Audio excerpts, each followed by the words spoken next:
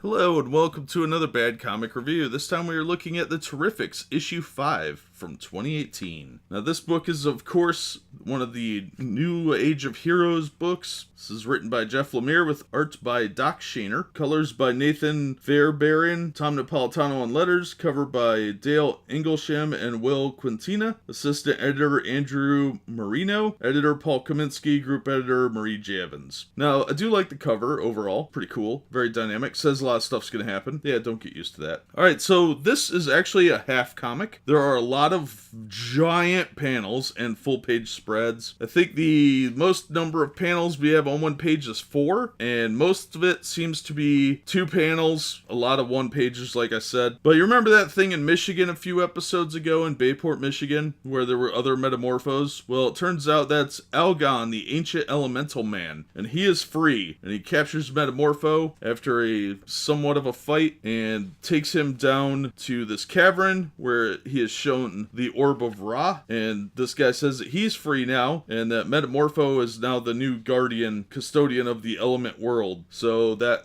was interesting. That's gonna make it difficult to be less than a mile apart. The art was okay. It wasn't quite up to the standard I've come to expect from the first 3 issues. It's very much like issue 4. It's a step down. Doc Shaner's artwork is incredibly hit and miss for me, and quite honestly most of the time I think it's garbage. It's that pseudo retro pop art that I really have grown to hate, and he doesn't do faces all that well, but overall it was some of his best work that I've seen, so I'll give him credit for that. It's just not a style that I particularly like. I think it's generally a garbage style, but he's actually one of the best ones at doing that style from what I've seen. So I didn't care for the art. The panels, since they're so big, I felt very cheated because it took me about 3 to 5 minutes to read this entire book. It's a very, very fast read because of the big panels, and there's not a whole lot of talking through most of the book. So you just breeze right through it, and for $3, they might as well have slapped me in the face for that $3 because this was pretty much a ripoff. And if they're going to continue to do these little games with me for my money, I am not going to buy the book. And I'm probably not going to buy other New Age of Hero books in protest because I am not wasting my money on a half book. So get your act together, DC. This was a huge miss that could have been really good. It had the potential to be a really good story if they had bothered to flesh it out. This was incredibly lazy. It was a